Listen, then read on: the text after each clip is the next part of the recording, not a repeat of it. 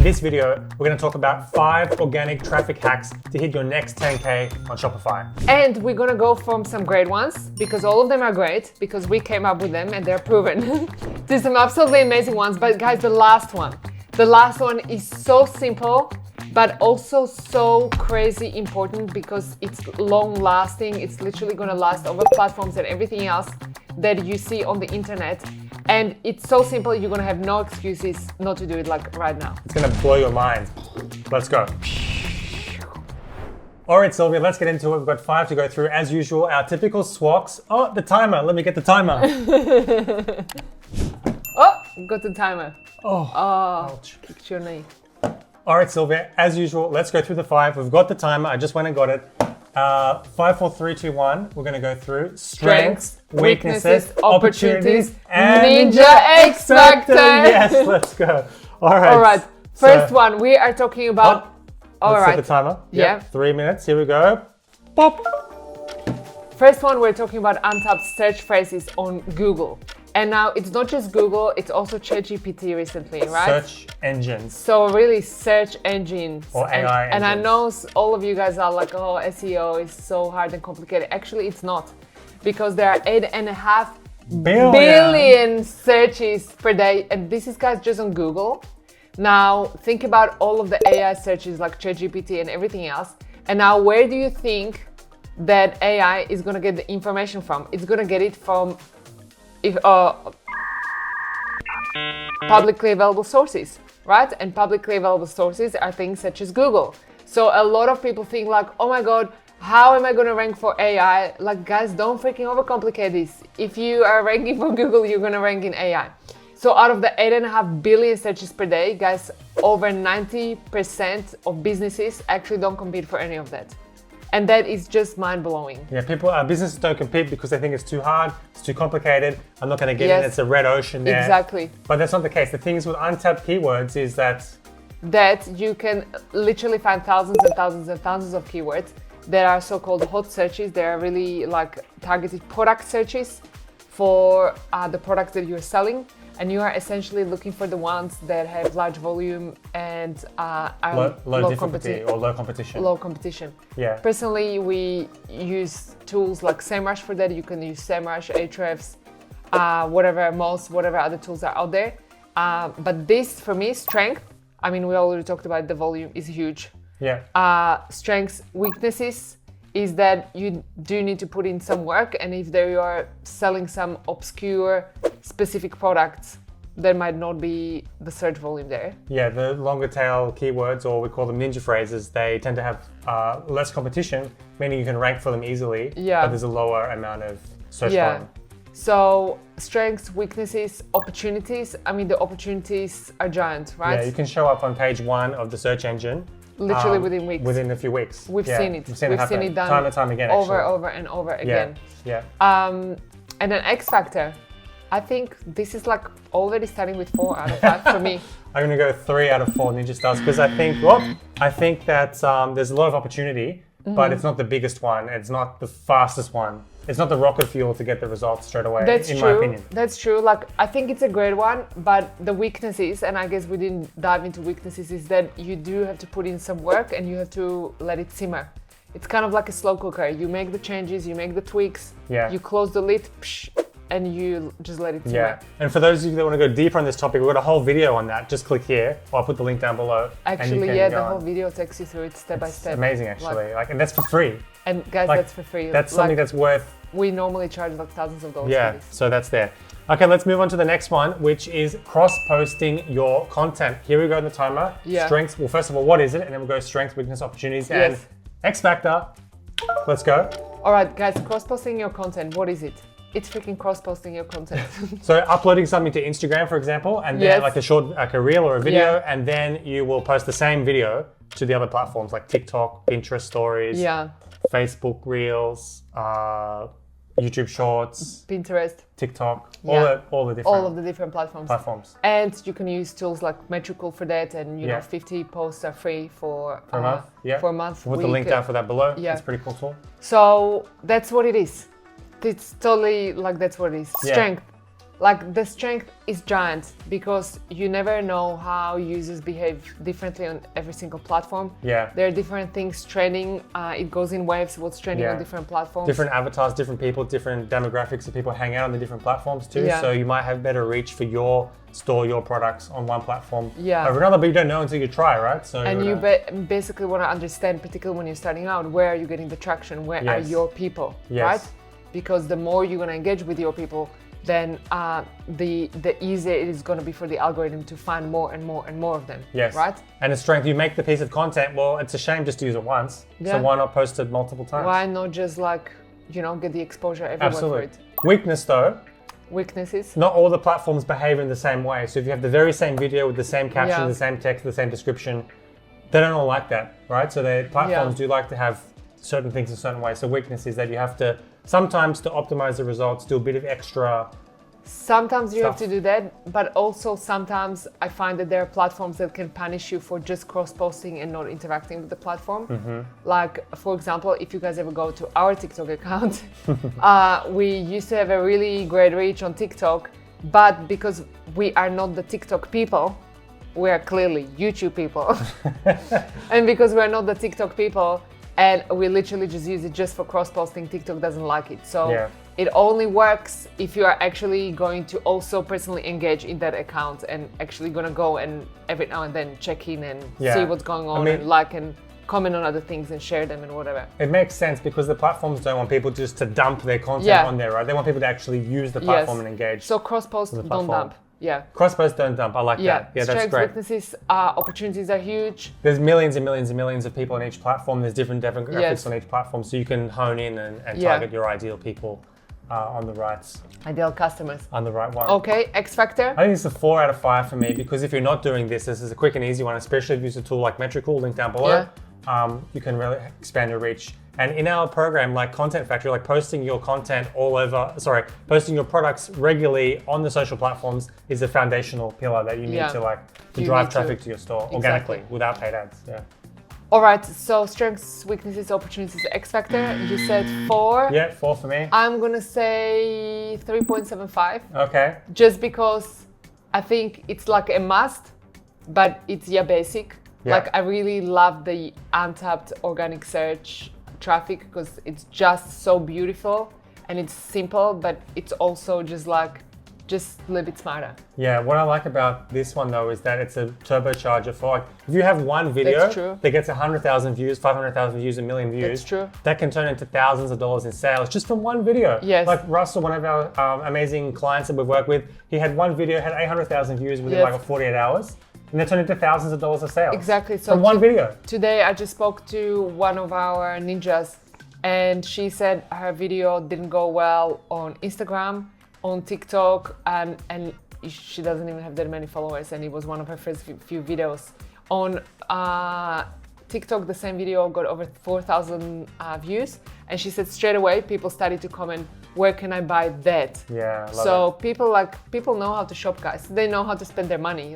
You just need to make them desire your product and they're just gonna buy it. So I counter what you said. It is your basic, but if you're not doing it, like basic, sure, but are you doing it? Because they can be driving powerful organic sales right away. We've gone over time on that one. But we said at the beginning that all of these are great. That's true. So all of these guys are great. Yeah.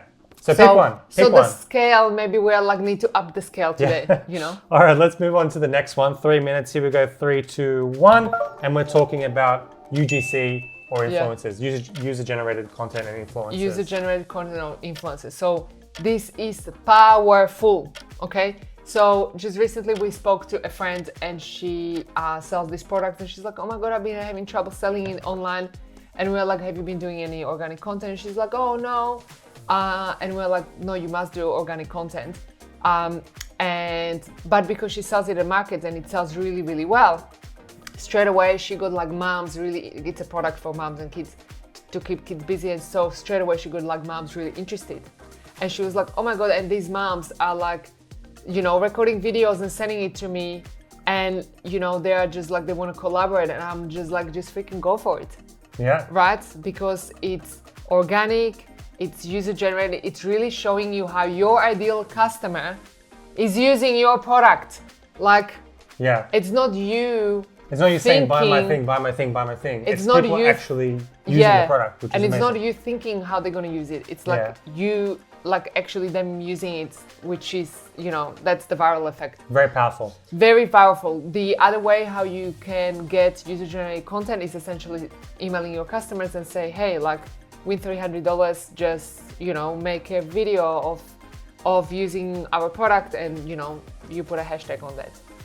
And that's how you're going to find them. And then you can use the content until cows come home. Amazing. So strengths, weaknesses, opportunities, X factor, strengths.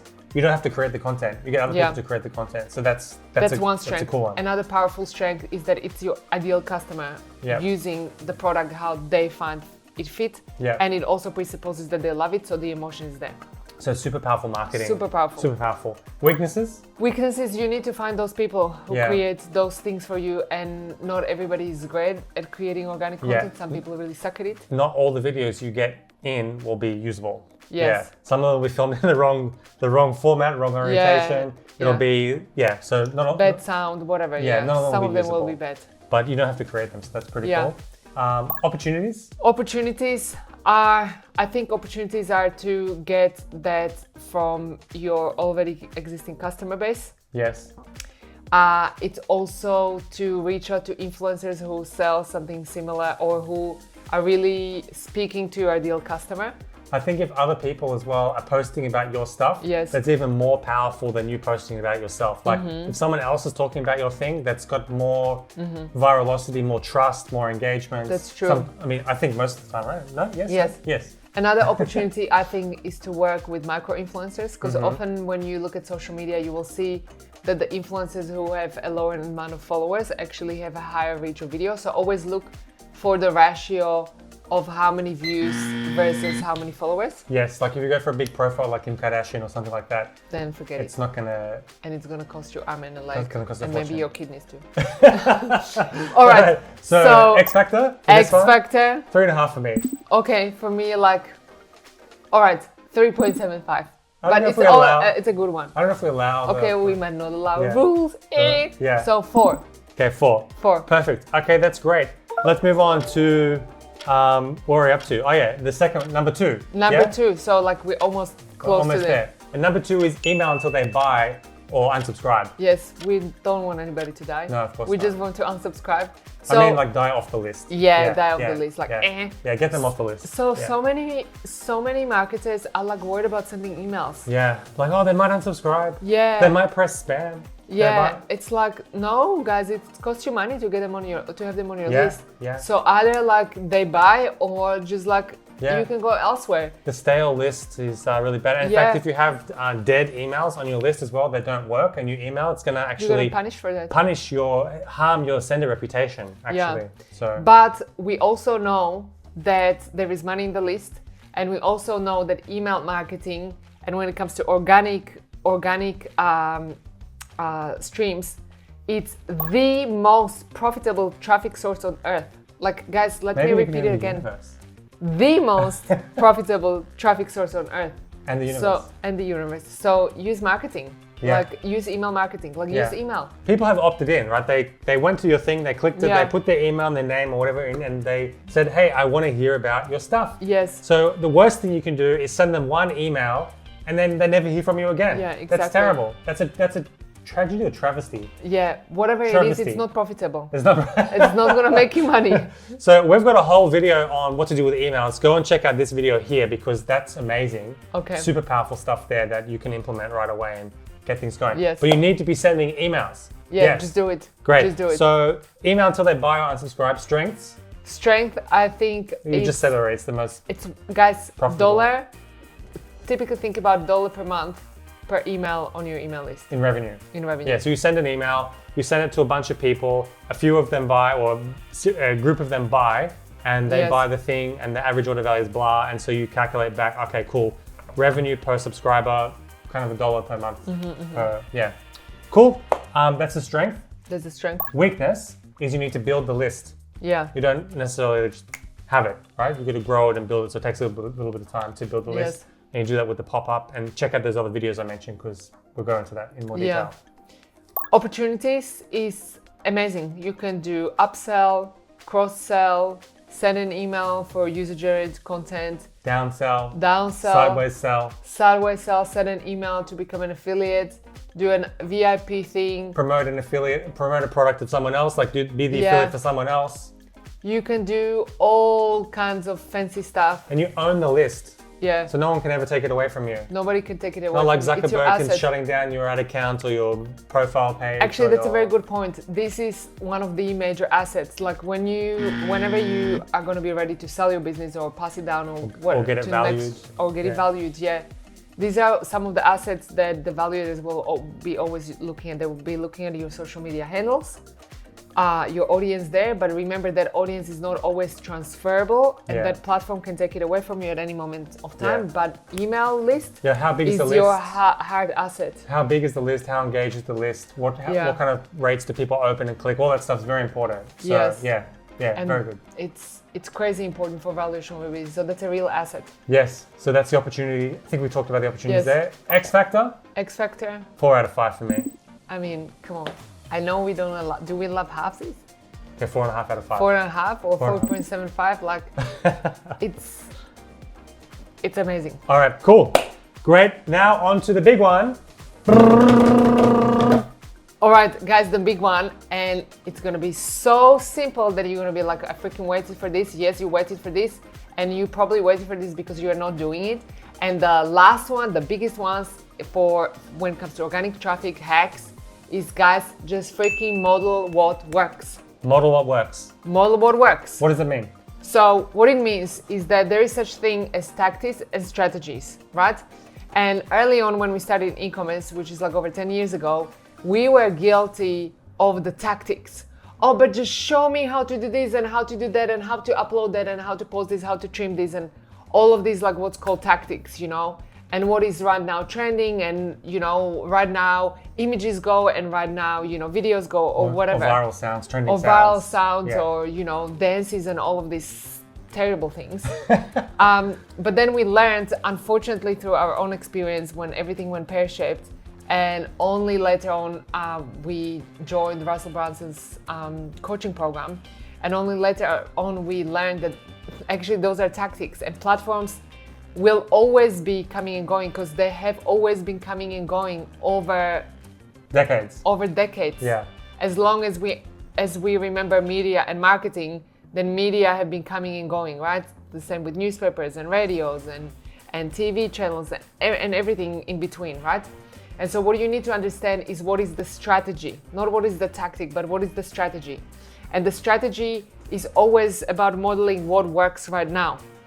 So what kind of look and feel do you want your brand to have? What is that brand that you think is doing really well right now when you go and research their social media handles? What kind of content is working for them right now? Not what kind of content you like and doesn't work. What kind of content gets a lot of engagement, gets a lot of views, which is what you can see publicly. What is the look and feel? Is it a post? Is it an image? Is it a carousel? Is it a video? Is it 5 seconds long? Is it 10 seconds long? Is it showing, like today I was just going through this with one of our ninjas, like all we were looking at, she sells products for puppies, and what we were looking at was like social media handles from this brand that she wants to model, and all they were doing were just showing how to use the product. They were just like dressing the puppy. In every single video, they were just dressing the puppy. But it just looked like a different video because the way they did it, right? Yeah, and some brands try to invent the wheel, right? Like, oh, I'm different, I'm gonna do it differently, and blah, blah, blah. And then they create content that gets no traction, doesn't work on the platform, and they go nowhere. So you wanna find a brand that is doing well, that you can, but not too big, like not a huge giant brand, right? Not a huge giant brand. Once again, you are looking at the ratio of how many followers they have versus what's the reach of the content. Yeah.